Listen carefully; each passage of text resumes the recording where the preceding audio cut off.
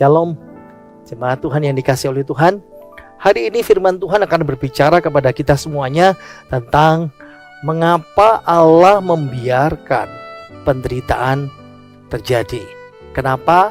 Mengapa Allah membiarkan penderitaan terjadi? Ada orang bertanya kepada saya, apakah Allah Maha Tahu? Saya katakan ya. Kalau Allah Maha Tahu berarti Allah itu tahu dong kalau manusia menderita. Apakah Allah Maha Kuasa? Ya, saya jawab.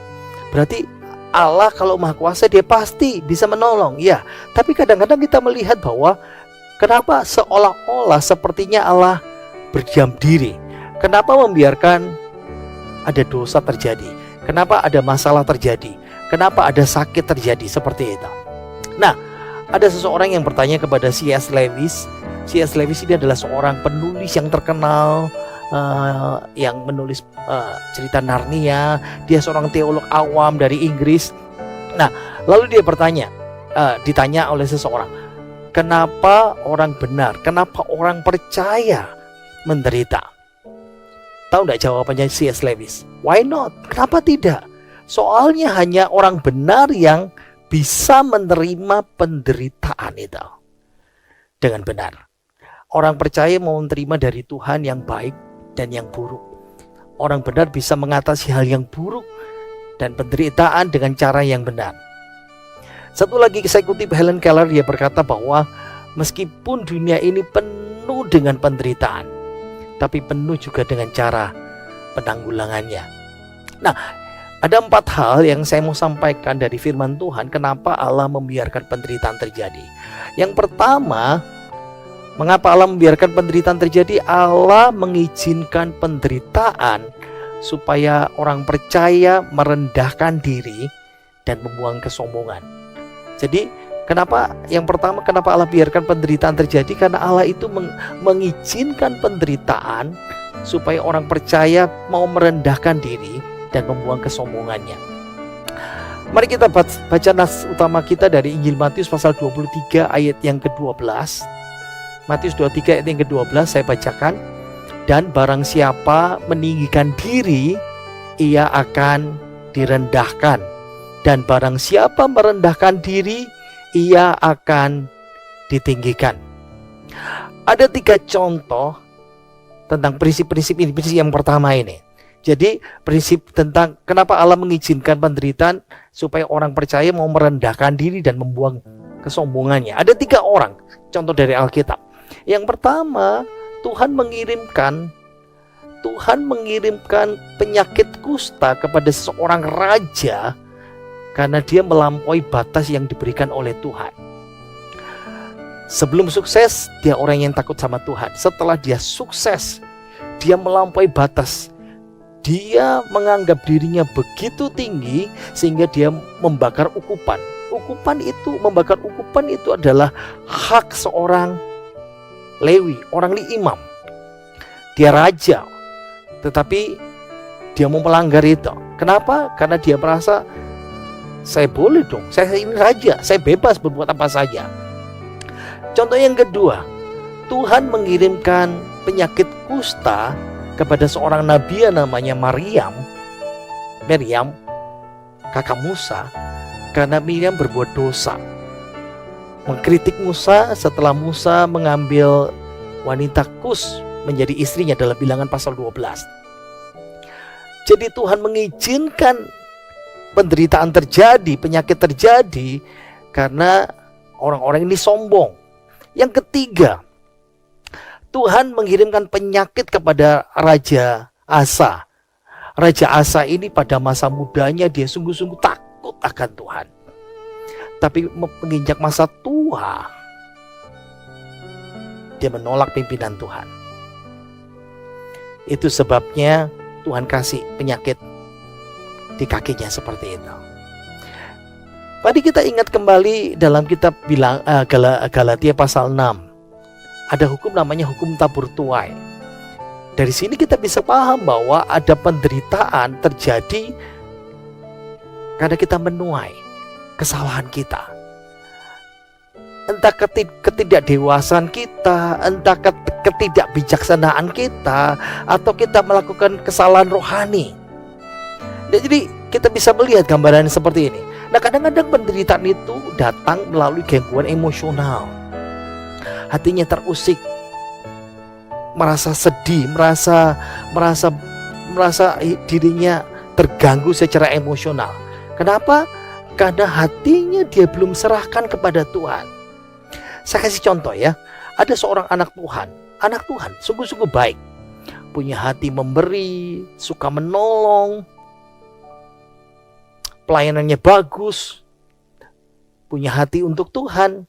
Tapi dia punya satu masalah, dia tidak melepaskan pengampunan. Dia simpan sakit hati itu dalam kehidupannya. Akibatnya dia merasa tertekan, terganggu perasaannya setiap hari. Selalu mengingat orang lain yang berbuat salah kepada dia. Selalu ingat tentang orang lain yang melakukan kesalahan, menyakiti hatinya. Itulah sebabnya cara Allah menundukkan orang yang tidak bisa ditundukkan manusia. Tidak bisa diomongin, tidak bisa diajak bicara. Gimana caranya? Allah menundukkan manusia itu dengan cara yang menyakitkan.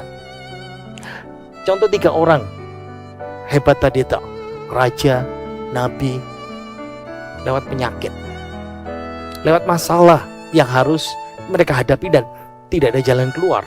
Sakit kusta pada masa itu adalah titik akhir, karena tidak ada obatnya sama sekali. Allah menundukkan orang itu melalui masalah dan sakit penyakit, dan itu tidak ada jalan keluar. Kenapa? Tujuannya untuk kebaikan, supaya kesombongan mereka, tinggi hati mereka, keakuan mereka ditundukkan Tuhan begitu habis, supaya bisa dipulihkan lewat emosi, batin yang nyesek, rasa gelisah, rasa mangkel yang tidak bisa diluapkan. Dan itu sebabnya Tuhan mau bicara kepada kita bagian yang pertama ini. Kadang-kadang Tuhan membiarkan penderitaan itu terjadi. Kenapa? Karena Tuhan mau menundukkan keakuan orang, emosi, kesombongan seseorang. Yang kedua, kenapa Allah membiarkan penderitaan terjadi? Beberapa penyakit itu diizinkan masuk dalam kehidupan kita dengan tujuan untuk kemuliaan dan rencana Allah yang lebih besar dalam kehidupan kita. Saya ulangi lagi sekali lagi, beberapa penyakit diizinkan masuk dalam kehidupan kita untuk tujuan kemuliaan dan rencana Allah yang lebih besar. Ada 3 contoh lagi dalam Alkitab seperti yang bagian yang pertama itu. Bagian yang pertama, contoh yang pertama adalah seorang yang bernama Lazarus. Sebagian besar saudara tahu siapa Lazarus, tapi saya mau ceritakan saja ya. Siapa Lazarus? Lazarus punya 2 bersaudara wanita yang terkenal, Marta dan Maria. 3 bersaudara di Betania yang sangat-sangat mengasihi Tuhan, dekat dengan Tuhan Yesus. Injil Yohanes pasal 11 ayat 5 mengatakan bahwa Yesus memang mengasihi Marta dan kakaknya dan Lazarus. Wow. Siapa Lazarus? Alkitab mengatakan, Injil Yohanes mengatakan Yesus mengasihi Marta, Maria, dan Lazarus. Coba pahami sebagai orang Kristen ya, kalau kita dikasih Tuhan Yesus, saya dikasihi Tuhan Yesus. Wah. Orang memikirkan hidup nyaman, hidup enak, hidup diberkati. Ternyata tidak. Lazarus dibiarkan menderita sakit parah, bahkan sampai meninggal, bahkan sampai terlambat 4 hari. Baru Yesus muncul. Dan sepertinya ini seperti pembiaran. Nah, kalau ditanya, kenapa Tuhan biarkan penderitaan ini? Apa tujuannya? Nah, satu hal yang kita harus pahami bahwa pada masa itu, meskipun Marta, Maria, Lazarus begitu mengasihi Tuhan, tapi sebagian besar orang Yahudi tidak percaya kepada Yesus dan tidak percaya kepada Yesus sebagai Mesias, sebagai Tuhan Allah kita. Itu sebabnya Tuhan pakai seseorang yang bernama Lazarus. Siapa Lazarus? Orang yang paling dia kasihi. Orang yang dia kasihi. Apa tujuannya? Tuhan membiarkan penderitaan dia alami oleh Lazarus sehingga dia mati, meninggal. Dengan satu tujuan, untuk membuat mujizat. Dan mujizat itu dipakai untuk kemuliaannya supaya orang mengenal Yesus.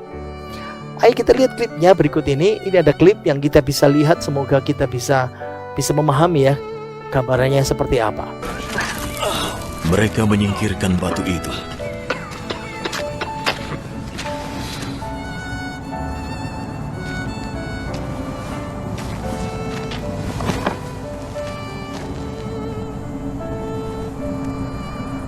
Yesus menengadah. Terima kasih Bapa mau mendengarkan aku. Aku tahu Engkau selalu mendengarkan aku. Tapi aku mengatakannya demi orang-orang ini, supaya mereka percaya bahwa Engkau mengutusku.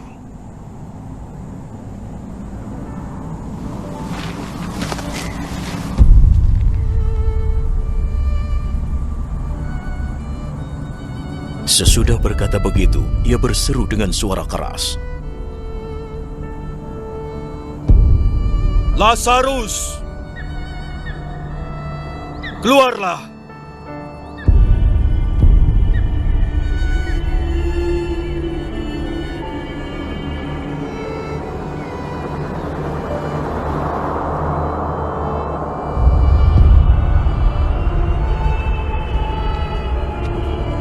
Ia keluar. Tangan dan kakinya masih terbungkus kain kafan. Dan wajahnya masih tertutup kain.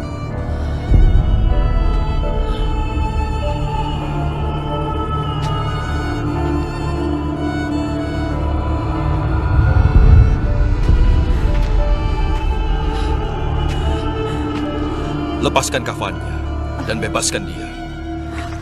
Banyak orang yang datang mengunjungi Maria melihat perbuatan Yesus dan mereka percaya padanya. Kita melihat dari klip ini, kenapa Tuhan membiarkan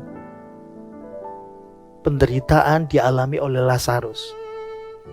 Karena tujuan Allah menghendaki semua orang melalui peristiwa sakit, meninggal, dan dibangkitkan Lazarus.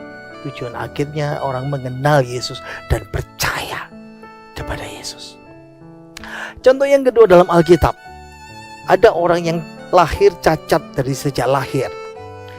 Jadi semenjak lahir dia hidup sebagai anak cacat.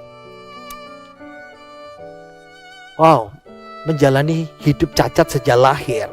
Saya rasa tidak ada seorang pun yang mau dilahirkan sebagai orang yang cacat. Tujuan masyarakat dulu dan sekarang mungkin beda-beda tipis. Kalau sekarang mungkin dalam hati, tapi zaman dulu langsung dinyatakan. Kalau orang lahir cacat, biasanya dianggap sebagai anak yang terkutuk, anak yang dikutuk. Bahkan sampai abad lalu pun orang menganggap ketika orang melahirkan anak cacat, dianggap anak itu anak terkutuk. Belum lagi tuduhan teologis, pandangan agamis pada masa itu. Kalau ada anak cacat, kalau ada bayi yang dilahirkan cacat, berarti orang tuanya punya dosa atau anak itu punya dosa. Tapi Tuhan Yesus menyatakan sesuatu yang beda. Ayo kita baca dalam slide berikut ini, Yohanes 9 ayat yang ketiga versi bahasa Indonesia masa kini. Yesus menjawab, dia buta bukan karena dosanya sendiri atau dosa orang tuanya, tetapi supaya orang bisa melihat kuasa Allah bekerja di dalam dirinya. Jadi Tuhan Yesus menyatakan sesuatu yang berbeda. Slide berikut ini mengatakan Yesus mengajar dari sudut pandang yang baru. Orang buta ini lahir cacat karena Allah membiarkannya mengalami cacat dari bayi. Karena sekarang Allah menyatakan tujuannya untuk kemuliaannya seperti itu. Ini menunjukkan kepada kita bahwa Tuhan Yesus itu punya kuasa yang luar biasa, yang lebih dahsyat. Dia itu Allah yang berkuasa atas segala kemustahilan. Banyak hal yang mustahil dalam dunia ini. Virus corona. Banyak hal yang mustahil dalam dunia sekarang ini. Masalah ekonomi, masalah sakit penyakit.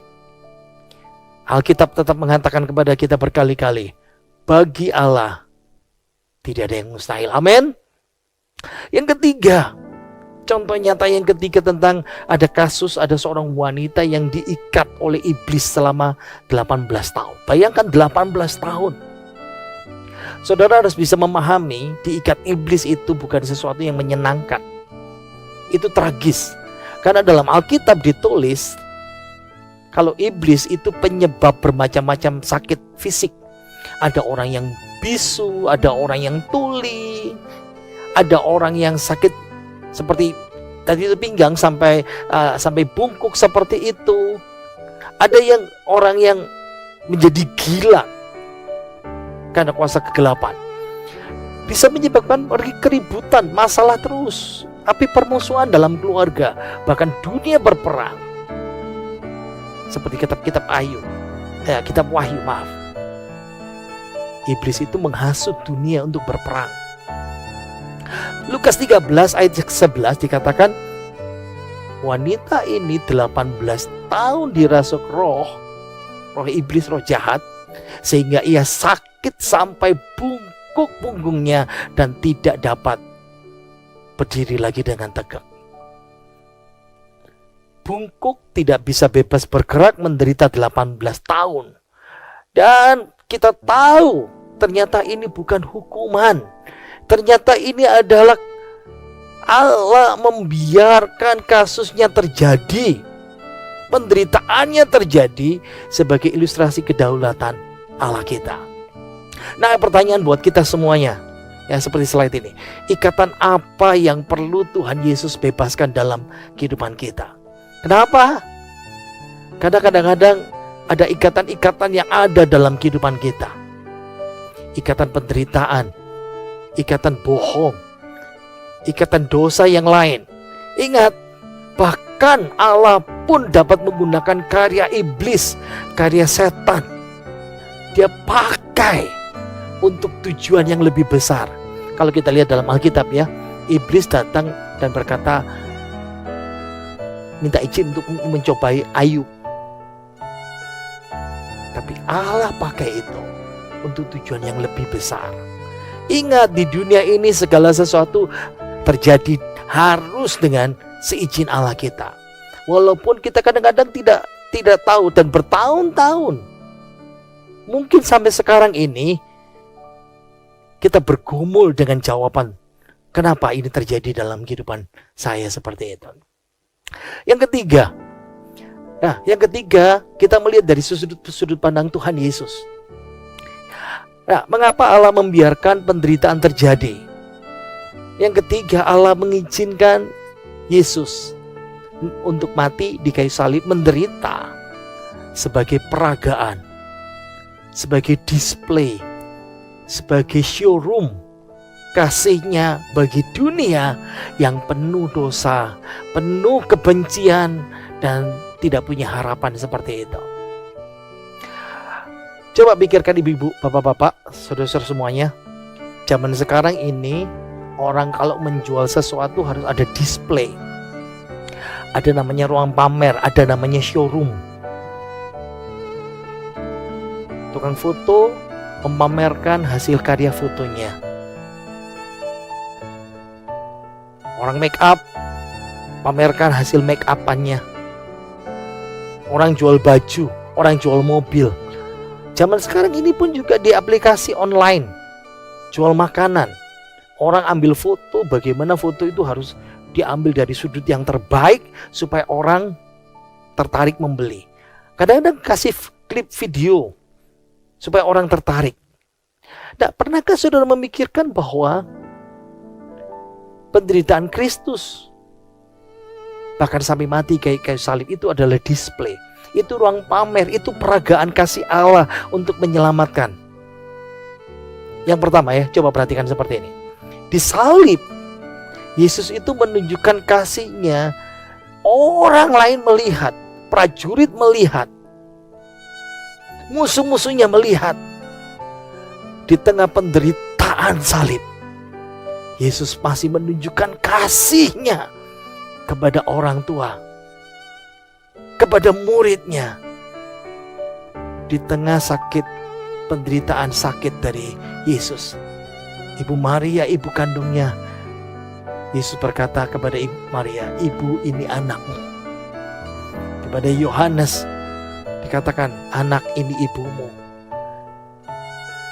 Orang bisa melihat kasih di tengah-tengah penderitaan itu. Di salib itu juga Yesus menunjukkan kasih-Nya kepada para pembencinya dengan mendoakan mereka, "Bapa, ampunilah mereka karena mereka tidak tahu apa yang mereka lakukan." Di salib itu juga Yesus menunjukkan kepada orang yang tidak punya pengharapan. Siapa? Penjahat di sebelahnya. Penjahat itu dihukum. Tidak ada harapan lagi. Dia akan mati dalam hukuman itu. Tapi di salib itu Yesus menunjukkan bahwa masih ada harapan di saat-saat yang kritis. Sampai sekarang ini 2000 tahun kemudian, salib Yesus itu menjadi peragaan kasih untuk setiap orang. Bahwa kasih-Nya tersedia untuk setiap orang yang percaya kepadanya. Tapi display ini mahal. Harganya mahal. Karena itu penderitaan yang dibayar dengan darah sampai kematian. Kadang-kadang Tuhan menjadikan kita hal yang sama. Kita ini seperti ruang pamer, showroom, display Allah kepada dunia. Saya mau tanya, saudara pasti bisa jawab, mudah ini. Anak sekolah minggu bisa menjawab. Ada berapa orang yang disalib? Kita jawab 3 orang. Pasti. Yang pertama Yesus. Kalau ditanya siapa Yesus itu? Allah sejati, manusia sejati.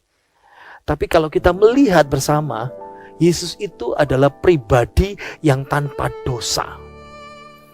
Dia mati rela menggantikan dosa saudara dan saya. Dia tanpa dosa. Dia juga mengalami penderitaan sampai di kayu salib. Makanya jangan saudara berpikir bahwa kalau saya jadi orang percaya, orang Kristen, saya bebas dari penderitaan. Salah besar. Yesus saja yang tanpa dosa, dia menderita. Pribadi kedua siapa? Penjahat. Penjahat, salah satu penjahat yang bertobat. Ini berarti kita bisa melihat ya, hukuman penderitaan. Penjahat ini dihukum karena dihukum dalam penderitaannya, dihukum sampai kepada kematian. Tunggu dulu. Kematian itu dipakai Tuhan menjadi jalan keselamatan dari hukuman neraka. Hari ini engkau bersama-sama dengan aku di dalam Firdaus. Di saat-saat kritis tanpa harapan, Yesus menunjukkan kasih-Nya yang luar biasa. Tapi jangan lupa ada orang yang ketiga. Siapa? Penjahat yang tetap keras kepala. Ini berarti menolong kita juga mengerti penderitaan pun tetap tidak bisa mengubah hatinya yang keras. Pikirkan, kadang-kadang kita menganggap kita orang baik. Kita orang benar, kita orang Kristen. Kenapa saya menderita? Pertanyaannya, kenapa Yesus menderita? Sebagai orang percaya kita juga menderita bersama Yesus. Kalau saudara merasa bahwa sekarang ini sedang mengalami hukuman Tuhan, saudara menderita, saudara sakit, saudara mengalami kesusahan, bukan berarti tidak ada harapan di tengah-tengah situasi kritis. Amin. Yang ketiga, jangan sampai saudara tetap keras kepala. Penderitaan tidak mengubah hatimu, padahal Yesus sudah memberikan kesempatan. Kesimpulan saya adalah semua orang di dunia ini menderita. Bagaimana cara kita meresponi? Seperti saya katakan tadi dalam pendahuluan, seperti Helen Keller katakan, meskipun banyak penderitaan, tapi banyak cara untuk menanganinya. Saya memberikan satu kisah nyata, contoh nyata yang luar biasa yang terkenal orang mengenal dia sebagai nama Carmichael dalam slide berikut ini ya. Amy Beatrice Carmichael. Sudah lihat ya, dia lahir tahun 1867, meninggal tahun 1951.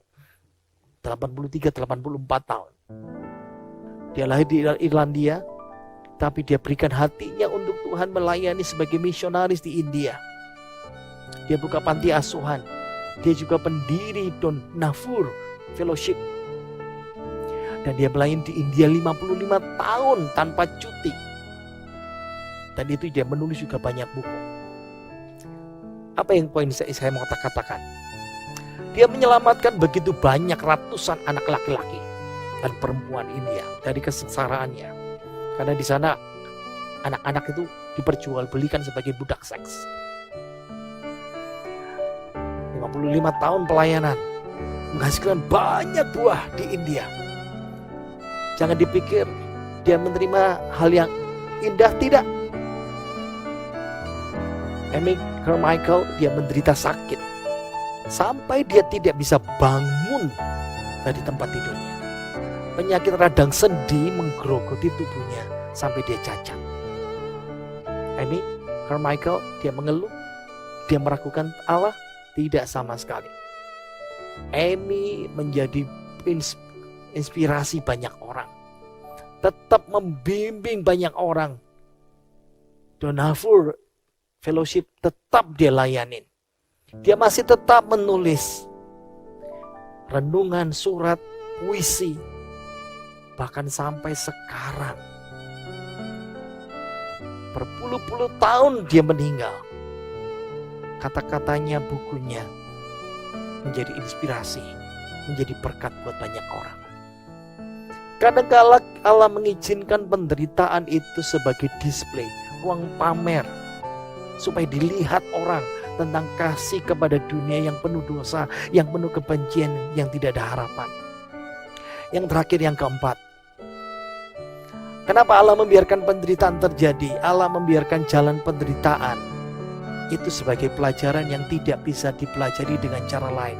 Maksudnya, mau tidak mau sebagai orang Kristen, kita harus menjalani namanya penderitaan. Karena dari penderitaan saja, tidak ada jalan lain. Kita akan belajar sesuatu. Ada seorang anak muda, dia menemui Pak Gembalanya di gereja dan bilang kayak gini, Pak Gembala, doakan saya ya, supaya saya ini bisa lebih sabar. Saya anak muda yang tidak bisa sabar. Oke, pendetanya lalu mengajak berlutut bersama, berdoa bersama, dan mulai berdoa. Pendetanya berkata begini, Tuhan, kirimkan kesulitan buat anak muda ini. Pada pagi hari, kirimkan lagi kesulitan pada siang hari, kirimkan kesulitan pada sore hari. Om. Di tengah doa itu, pemuda itu bilang, memotong dan stop. Saya tidak minta kesulitan. Saya minta Tuhan memberikan saya kesabaran. Gembalanya yang bijak itu berkata, saya tahu nak. Tapi lewat kesulitan kita belajar sesuatu. Pernahkah kita pikirkan tokoh-tokoh Alkitab yang luar biasa? Paulus, Musa, Daud, Yesaya, Yeremia, banyak nabi, banyak tokoh yang lain menjadi orang besar. Dipakai Tuhan sebagai Allah Tuhan. Jalannya cuma satu, lewat penderitaan. No shortcut, tidak ada jalan tol, tidak ada jalan bebas hambatan. Paulus pertama kali dia dipanggil lewat kebutaannya. Dan seorang rasul yang bernama Aeneas dipanggil Tuhan untuk mendoakan. Dan Tuhan berkata sama Aeneas, kasih tahu Paulus, lewat banyak penderitaan kau harus tanggung untuk namaku. Jadi saudara jangan memikirkan bahwa kalau orang Kristen saudara bebas dari penderitaan. No, penderitaan itu hal yang wajar dalam kehidupan orang Kristen. Paulus menjadi pengajar teladan, berkat bagi banyak orang, influencer, menjadi pengaruh besar buat banyak orang. Jalan satu-satunya itu lihat penderitaan. Ayo kita baca ya, Ibrani 12 ayat yang ke-11. Memang tiap-tiap ganjaran pada waktu ia diberikan tidak mendatangkan sukacita, tetapi duka cita. Tetapi kemudian ia menghasilkan buah kebenaran yang memberi damai kepada mereka yang dilatih olehnya. Perhatikan, dari ayat ini kita bisa melihat penderitaan itu masuk dalam kehidupan kita seperti sebuah pupuk yang membuat kehidupan rohani kita bertumbuh supaya kita bisa menghasilkan buah yang lebih besar. Coba kita lihat kesimpulannya, ada 4 ya. Allah yang pertama, kenapa sih Allah membiarkan penderitaan? Yang pertama, Allah mengizinkan penderitaan itu untuk merendahkan kita, merendahkan diri kita dan membuang kesombongan. Yang kedua, Allah mengizinkan penyakit penderitaan masuk dalam hidup kita untuk tujuan kemuliaan rencana Allah yang lebih besar. Yang ketiga, Allah mengizinkan penderitaan Yesus sebagai peragaan kasih, showroom display bagi dunia yang penuh dosa, penuh kebencian dan tanpa harapan. Dan yang keempat, Allah biarkan jalan penderitaan itu sebagai pelajaran yang tidak bisa dipelajari dengan cara lain. Mau tidak mau harus kita belajar melalui penderitaan, baru kita belajar sesuatu dari Tuhan. Saya mau tutup dengan satu kisah. Ada seseorang pengusaha. Ketika masa resesi, dia kehilangan pekerjaannya. Bisnisnya hancur, kekayaannya habis, asetnya lenyap, bahkan rumahnya pun yang mewah itu terjual. Masih juga meninggalkan hutang. Sempurnalah kesedihannya. Istri yang mendampingi dia, mensupport yang dia cintai, juga diambil Tuhan, meninggal. Tapi dia tetap pegang teguh imannya. Dia pegang keyakinan teguh imannya kepada Yesus. Dan itu yang tidak hilang, yang masih ada satu-satunya. Tidak ada harapan, suatu saat dia pergi keluar, berjalan kaki untuk mencari pekerjaan. Lalu dia berhenti di satu tempat, dia tonton ada beberapa tukang melakukan pekerjaan kasar, membangun. Dan ternyata membangun sebuah gereja yang besar. Salah seorang tukang batu mengerjakan sesuatu yang cukup rumit dan hati-hati. Yang lain memukul batu dengan keras, tapi yang ini hati-hati sekali. Ketika dia lihat semakin dekat, tukang itu memotong batu yang segitiga. Lalu bapak ini bertanya, "Pak, Mas, buat apa segitiga itu? Mau ditaruh mana, Thomas?" Lalu tukang itu menunjukkan sebuah ujung menara gereja yang di atas. Bapak lihat menara kita, menara gereja itu. Ya, Bapak lihat segitiga kecil, lubang kecil di atas sana. Ya, dah. Saya sedang membentuk batu ini dengan ukuran yang pas supaya muat di puncak sana. Ketika dia mendengar bisnismen yang gagal dan hancur semuanya ini, dia tersentuh hatinya, lalu air matanya meleleh dengan haru ketika dia berjalan pulang. Sudah tahu kenapa? Karena dia sadar bahwa Tuhan Yesus sedang berbicara lewat tukang itu. Hari ini dia menemukan jawabannya. Why me? Kenapa saya, Tuhan? Kenapa aku menderita? Aku orang jujur, aku orang benar, aku orang takut Tuhan, aku orang setia. Tuhan sedang menjawab, aku sedang membuat engkau menjadi kecil. Aku memahat engkau, aku membuat engkau sakit. Engkau terbuang, kan aku mau menaruh engkau di puncak. Biarlah firman Tuhan ini boleh menyentuh dan menjadi berkat buat kita. Mari